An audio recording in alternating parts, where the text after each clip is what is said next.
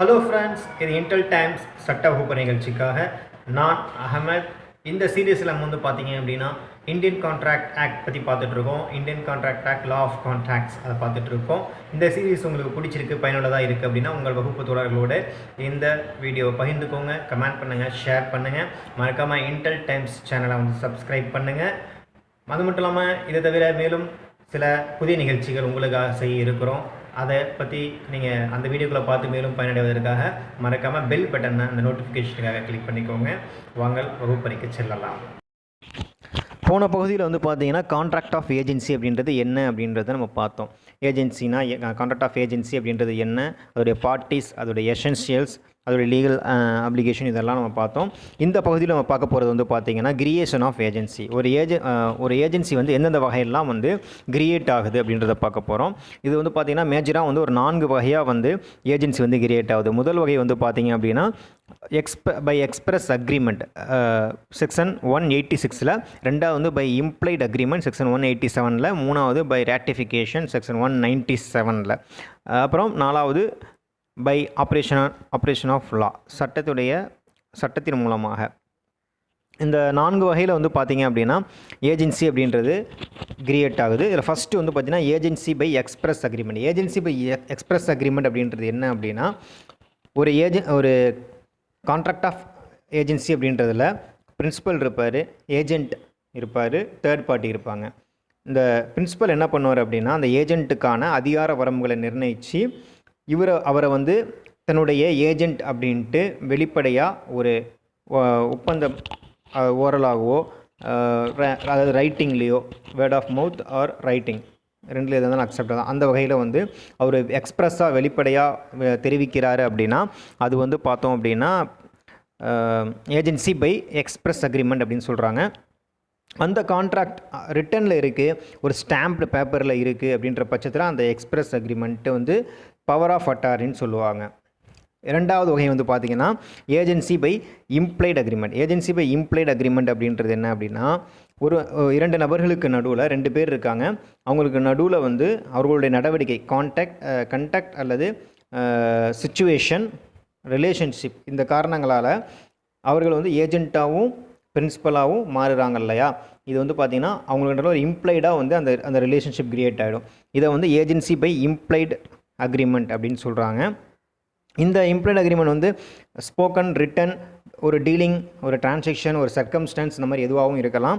Agency by இதில் வந்து பார்த்திங்க அப்படின்னா இந்த ஏஜென்சி பை இம்ப்ளைட் அக்ரிமெண்ட் அப்படின்றது அதுக்குள்ளே ஒரு 3 வகையான ஏஜென்சி கிரியேஷன் இருக்குது.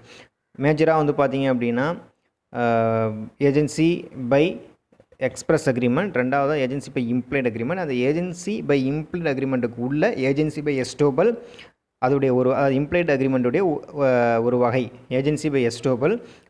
இன்னொரு வகை வந்து பார்த்திங்கன்னா ஏஜென்சி பை ஹோல்டிங் அவுட். மூணாவதாக வந்து ஏஜென்சி பை நெசசிட்டி. இது 3 வந்து பார்த்திங்கன்னா இம்ப்ளைட் அக்ரிமெண்ட்டுடைய கைண்ட்ஸ். இதில் வந்து பார்த்திங்கன்னா ஃபஸ்ட்டு வந்து பார்த்திங்கன்னா ஏஜென்சி பை எஸ்டோபல்.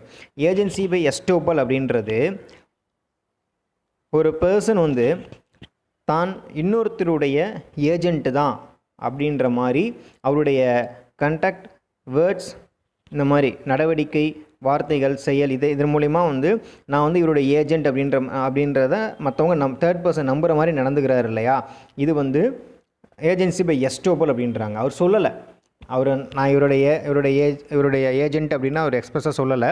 ஆனால் வந்து அவருடைய பேச்சு, நடவடிக்கை, அவருடைய வார்த்தைகள், அவருடைய மற்ற செயல்கள், இது எல்லாமே அடிப்படையில் வந்து பார்த்திங்க அப்படின்னா நம்ம என்னென்னா அவரை நம்பிடுறோம். இவர் வந்து இவருடைய ஏஜெண்ட்டு தான், இவர் வந்து இவரை தான் ரெப்ரசன்ட் பண்ணுறாரு அப்படின்னு நம்பிட்டோம் அப்படின்னா அது வந்து it's a kind of agency by estoppel அப்படின்றாங்க. இதுதான் வந்து பார்த்திங்கன்னா பிக்கர்டு வெர்சஸ் சிஎஸ் இந்த கேஸில் வந்து சொல்லியிருக்காங்க. இன்னொரு கேஸ் வந்து பார்த்தோன்னா, உதாரணத்துக்கு Trueman versus loader. Trueman versus loader இந்த கேஸில் என்ன அப்படின்னா, ட்ரூமேன் வந்து லோடரை வந்து தன்னுடைய ஏஜெண்ட்டாக வச்சுருப்பார். ஆனால் வந்து ஓவர் த பீரியட் என்ன பண்ணிடுவார்னா தன்னுடைய ஏஜெண்ட் அப்படின்ற பொசிஷன் வந்து லோடரை வந்து டெர்மினேட் பண்ணிடுவார். ஆனால் டெர்மினேட் பண்ண விஷயத்தை வந்து லோடர்கிட்ட சொல்லியிருக்க மாட்டார். இதனால் என்ன ஆகும் அப்படின்னா, லோடர் வந்து தேர்டு பார்ட்டிகிட்ட ட்ரூமேனுக்காக அவர் என்ன பண்ணுவார்னா பிஸ்னஸுக்காக கடன் வாங்கிடுவார். இப்போது இந்த லோடர் வாங்கின கடனுக்கு ட்ரூமேன் வந்து பொறுப்பானா? பொறுப்பு தான். ஏன் அப்படின்னா லோடர் வந்து ட்ரூமேன் தான் தன்னுடைய பிரின்சிபல் அப்படின்னு ஏஜென்சி பை எஸ்டோப்பல் மூலிமா ரெப்ரசன்ட் பண்ணிட்டார். இதுதான் வந்து ஏஜென்சி பை எஸ்டோப்பல். அடுத்த கைண்ட் வந்து பார்த்தீங்கன்னா agency by holding out. Agency by holding out அப்படின்றது என்ன அப்படின்னா இதுவும் ஆல்மோஸ்ட் ஒரு ஏஜென்சி பை எஸ்டோப்பல் தான். இது வந்து பிரான்ச் ஆஃப் எஸ்டோப்பல் அப்படின்னே சொல்கிறாங்க. இதுக்கும் agency by holding out, agency by estoppel இது ரெண்டுக்கும் என்ன வித்தியாசம் அப்படின்னு பார்த்தோம் அப்படின்னா ஏஜென்சி பை எஸ்டோப்பலுக்கு பிரின்சிபலுடைய ப்ரியர் கன்சன்ட் அப்ரூவல் இருக்க வேண்டிய அவசியம் கிடையாது. ஆனால் வந்து ஏஜென்சி பை ஹோல்டிங் அவுட் அப்படின்றதில் பிரின்சிபல் வந்து ப்ரீவியஸ் டிரான்சாக்ஷனுக்கு அந்த இயர்லியர் டிரான்சாக்ஷனுக்கு அவருடைய கன்சன்ட் அந்த பாசிட்டிவான ஒரு ஆக்ட் வந்து கொடுத்துருக்கணும். அப்படி இருந்தால் மட்டும்தான் அது செல்லும். அதுதான் வந்து ஏஜென்சி பை ஹோல்டிங் அவுட் அப்படின்னு சொல்கிறாங்க. மூணாவதாக வந்து பார்த்தோம் அப்படின்னா agency by necessity. Agency by necessity அப்படின்றது என்ன அப்படின்னா ஒரு அவசர காலத்தின் அடிப்படையில் அர்ஜென்ட் பேசிஸில்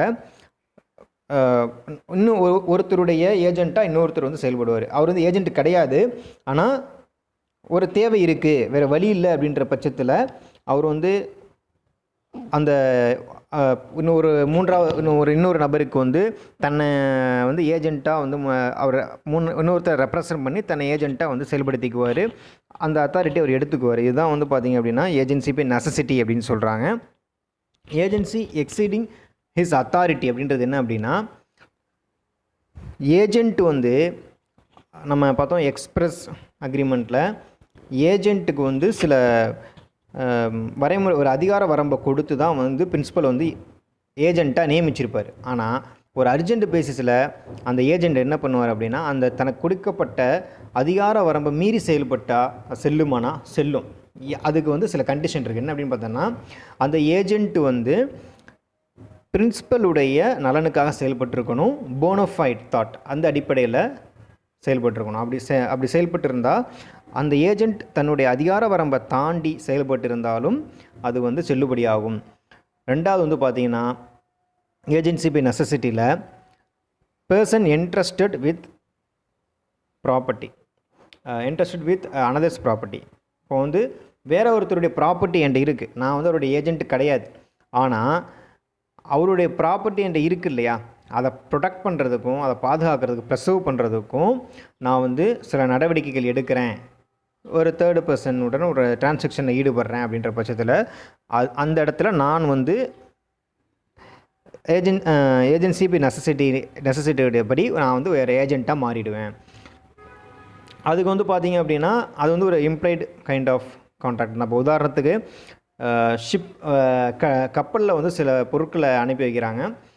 அந்த கப்பல் வந்து கடலில் போயிட்டுருக்கிறப்ப ஏதோ ஒரு தொந்தரவுனால் கப்பலுடைய எடையை வந்து குறைக்க வேண்டிய அவசியம் ஏற்படுது. அப்போ வந்து அந்த கப்பல் கேப்டன் என்ன பண்ணுறாரு அப்படின்னா இருக்கிற சரக்கில் பாதி சரக்கை கடலில் தள்ளி விட்டுறாரு. எதுக்காக தள்ளி விடுறாரு அப்படின்னா அப்போ தான் மிச்சம் இருக்கிற சரக்கை வந்து காப்பாற்றிக்க முடியும் அப்படின்ற அடிப்படையில். இங்கே வந்து அந்த பொருள்களுடைய ஓனர் இருக்காங்களே அவங்க தான் பிரின்சிபல். அந்த நடவடிக்கை எடுத்த கேப்டன் தான் வந்து ஏஜெண்ட். ஸோ அந்த பொருட்களை ப்ரொடெக்ட் பண்ணுறதுக்கும் ப்ரிசர்வ் பண்ணுறதுக்கும் இவர் ஒரு ஏஜெண்ட்டாக இருந்து ஒரு நடவடிக்கையில் ஈடுபட்டார், அது செல்லுபடியாகும் அப்படின்றாங்க. Great northern rail versus ஸ்வெஃபீல்ட். இந்த கேஸில் வந்து பார்த்திங்கன்னா ட்ரெயினில் வந்து குதிரையை அனுப்பி வைக்கிறாங்க. அந்த குதிரையை வந்து எங்கே போகணுமோ அந்த ஊருக்கு போயிருச்சு. ஆனால் அந்த குதிரையோட ஓனர் வந்து அந்த குதிரையை வந்து மீட்டுட்டு போகலை ஸ்டேஷன்லேருந்து. அப்போ அந்த ரயில்வே ஸ்டேஷன் மாஸ்டருக்கு என்னன்னா அந்த குதிரைக்கு தேவையான உணவு கொடுக்க வேண்டிய ஒரு நெசசிட்டி வந்து கிரியேட் ஆகுது. அப்போ இவர் என்ன ஆகிறார் அப்படின்னா அந்த குதிரையோட ஓனருக்கு ஒரு ஏஜெண்ட்டாக மாறிடுறாரு. அந்த பிரின்சிபல் வந்து பவுண்ட் டு பே அப்படின்னு சொல்லியிருக்காங்க அந்த great northern rail versus Swaffield அந்த கேஸில். இன்னொரு கேஸ் வந்து பார்த்தோம் அப்படின்னா Sims and co versus Midland rail company. இந்த கேஸில் என்ன அப்படின்னா வெண்ணெய் நெய் வருது இல்லையா, அந்த வெண்ணெயை வந்து என்ன பண்ணியிருக்காங்கன்னா அனுப்பியிருக்காங்க. அனுப்புகிறப்ப கார்கோவில் அனுப்பியிருக்காங்க. அந்த அந்த அந்த ரயில் என்ன ஆச்சுன்னா ஸ்ட்ரைக் நடந்ததுனால டிலே ஆயிடுச்சு. இப்போது வெண்ணெய் என்ன ஆகிடும், கெட்டு போயிடும். ஸோ அந்த பெரிஷபிள் குட் கெட்டு போயிடும் அப்படின்ற அடிப்படையில் அந்த வெண்ணெயை வந்து அந்த பட்டரை வந்து சேல் பண்ணிட்டாங்க. இது வந்து சரியா அப்படின்னா சரிதான். ஏன் அப்படின்னா ஏஜென்சி பை நெசசிட்டி அவசியத்தின் அடிப்படையில் அவங்க வந்து செயல்பட்டனால அந்த பட்டருடைய ஓனருக்கு இவங்க ஒரு ஏஜென்ட்டாக மாதிரி சேல்ஸ் பண்ணுற அதிகாரம் அவங்களுக்கு வந்துருச்சு அப்படின்னு சொல்லியிருக்காங்க. இதுதான் Sims and co versus Midland railway company சொல்லியிருக்காங்க. அதுக்கடுத்து ஹஸ்பண்ட் அண்ட் ஒய்ஃப். இப்போ வந்து ஒரு கணவர் ஒரு மனைவி அவங்க வந்து சேர்ந்து வாழ்ந்துட்டுருக்காங்க. லிவிங் டுகெதர் ரொம்ப முக்கியம். சேர்ந்து வாழ்ந்துட்டுருக்காங்க. அப்போ வந்து ஹஸ்பண்டுடைய பொறுப்பு என்ன அப்படின்னு பார்த்தோன்னா மனைவிக்கு தேவையான உணவு அடிப்படை தேவைகள் எல்லாத்தையுமே பூர்த்தி செய்யணும். ஒரு வேளை பூர்த்தி செய்யலை அவர் வந்து அதில் வந்து ஏமாத்துறாரு அப்படின்ற பட்சத்தில் மனைவிக்கு வந்து ஹஸ்பண்டுடைய ஏஜெண்ட்டாக சில அதிகாரம் கிடைக்கிது. என்ன அப்படின்னா அவங்க என்ன பண்ணலான்னா ஹஸ்பண்டுடைய கிரெடிட்ஸ் யூஸ் பண்ணி அவங்க கடன் வாங்கிக்கலாம், அடகு வச்சுக்கலாம். அந்த மாதிரி சில அதிகாரங்கள் வந்து மனைவிக்கு வந்து கிடைக்கிது. எந்த அடிப்படையில் அப்படின்னா ஹஸ்பண்ட் வந்து பிரின்சிபல், ஒய்ஃப் வந்து இந்த இடத்துல ஏஜென்ட் ஆயிடுவாங்க. இதுவும் வந்து பார்த்திங்கன்னா ஏஜென்சி பை நெசசிட்டி. ஆனால் ஒருவேளை ஹஸ்பண்ட் வந்து ஒய்ஃப் செலவழித்தது, அடகு வச்சது, கடன் வாங்கினது இதெல்லாம் வந்து பார்த்திங்க அப்படின்னா நெசசிட்டி கிடையாது, அது வந்து ஆடம்பரமான விஷயம் அப்படின்னு சொல்லி நிரூபிச்சிட்டாலோ, அல்லது ஒய்ஃபுக்கு தேவையான எல்லாத்தையுமே நான் கொடுத்துட்ருக்கேன், நான் தேவையான பணம் கொடுத்துட்ருக்கேன் அப்படின்றத நிரூபிச்சிட்டாலோ, இல்லை ஒய்ஃப் வந்து என் கூட சேர்ந்து வாழலை அப்படின்னு நிரூபிச்சிட்டாலோ அது வந்து செல்லாது. இதுதான் வந்து பார்த்திங்கன்னா ஏஜென்சி பை நெசசிட்டி. மூணாவது வந்து பார்த்திங்கன்னா agency by ratification. Agency by ratification அப்படின்றது என்ன அப்படின்னா பிரின்சிபலுடைய, அதாவது 2 நபர்கள் இருக்காங்க, அந்த நபர் இன்னொருத்தருக்கு ஏஜெண்ட்டாக செயல்படணும். ஒரு நபர் பிரின்சிபல், இன்னொரு நபர் ஏஜென்ட்டு. அந்த பிரின்சிபலுடைய ஒப்புதல் இல்லாமலேயே அவருக்கு தெரியாமலேயே அவருக்கு வந்து ஏஜெண்ட்டாக செயல்படுறது வந்து பார்த்திங்க அப்படின்னா ஏஜென்சி பை ராட்டிஃபிகேஷன் அப்படின்றாங்க. Williams versus north China insurance company. இதில் என்ன அப்படின்னா ஏ அப்படின்ற ஒரு பி அப்படின்றவருடைய பொருட்களுக்கு இன்சூர் பண்ணுறாரு வித்தவுட் எனி அத்தாரிட்டி. அவரை இன்சூர் பண்ண வேண்டிய அவசியம் எதுவுமே கிடையாது. ஆனாலும் அவர் இன்சூர் பண்ணிடுறாரு. இவர் வந்து இந்த இடத்துல என்ன பண்ணுறாரு அப்படின்னா ஏஜென்சி பை ராட்டிஃபிகேஷன் அப்படின்ற இடத்துல வர்றாரு.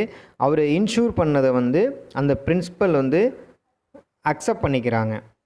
அப்போது அந்த பாலிசி வந்து வேலிட் ஆயிடுது. இதுதான் வந்து பார்த்திங்க அப்படின்னா ஏஜென்சி பை ராட்டிஃபிகேஷன் அப்படின்னு சொல்கிறாங்க. அதேமாதிரி Hukum Chand insurance company versus bank of Baroda.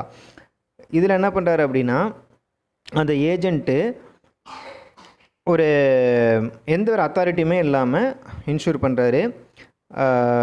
அந்த பிரின்சிபலும் வந்து எந்த தயக்கமும் இல்லாமல், எந்த அப்ஜெக்ஷன், எந்த ப்ரொட்டஸ்ட்டுமே இல்லாமல் அந்த கிளைம் பண்ணி வாங்கிக்கிறாங்க அப்படின்ற பட்சத்தில் இவர் வந்து ஏஜெண்ட்டாக மாறிடுறாரு. இதான் வந்து பார்த்திங்கன்னா ஏஜென்சி பை ராட்டிஃபிகேஷன் அப்படின்றாங்க.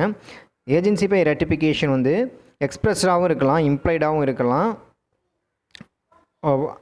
It's a conduct of person on whose behalf the acts are done. நடவடிக்கை மூலியமாகவும் வரலாம்.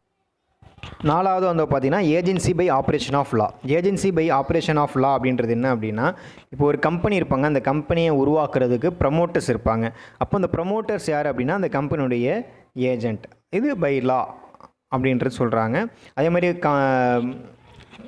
சில ஃபேர்ம்ஸில் வந்து என்னென்னா பார்ட்னர்ஸ் இருப்பாங்க. அப்போ அந்த பார்ட்னர்ஸ் யார் அப்படின்னா அந்த ஃபேர்முடைய ஏஜெண்ட்டாக தான் செயல்படுறாங்க. ஸோ இதெல்லாம் வந்து சட்டத்தின் அடிப்படையில் அவங்க வந்து அந்த நிறுவனங்களுக்கு ஏஜெண்ட் அப்படின்னு சொல்கிறாங்க. இவங்களுடைய நடவடிக்கை எல்லாத்துக்குமே நிறுவனங்கள் தான் பொறுப்பு அப்படின்றனால அது நிறுவனங்கள் பிரின்சிபல் அப்படின்றாங்க. இதுதான் வந்து பார்த்திங்கன்னா agency by operation of law. இதுதான் வந்து பார்த்திங்க அப்படின்னா இந்த 4 வகையில் தான் கான்ட்ராக்ட் ஆஃப் ஏஜென்சி வந்து கிரியேட் ஆகுது. இது இல்லாமல் வந்து பார்த்திங்கன்னா ஏஜென்சி பை ராட்டிஃபிகேஷன் மட்டுமே வந்து பார்த்திங்கன்னா தனியாக ஒரு கொஸ்டின் வரலாம். அதை வந்து நம்ம அடுத்த பகுதியில் அதை மட்டும் ஏஜென்சி பை ராட்டிஃபிகேஷன் மட்டும் தனியாக நம்ம பார்ப்போம். இந்த வீடியோ உங்களுக்கு பிடிச்சிருக்கு, புரியுது, நல்லா இருக்குது அப்படின்னு ஃபீல் பண்ணிங்க அப்படின்னா உங்கள் நண்பர்களுக்கு பரிந்துரை செய்யுங்க, கமெண்ட் பண்ணுங்கள், ஷேர் பண்ணுங்கள். நம்மளுடைய இன்டெல் டைம்ஸ் சேனலை வந்து மறக்காமல் சப்ஸ்கிரைப் பண்ணுங்கள். நான் அகமது, இன்டெல் டைம்ஸுக்காக. நன்றி.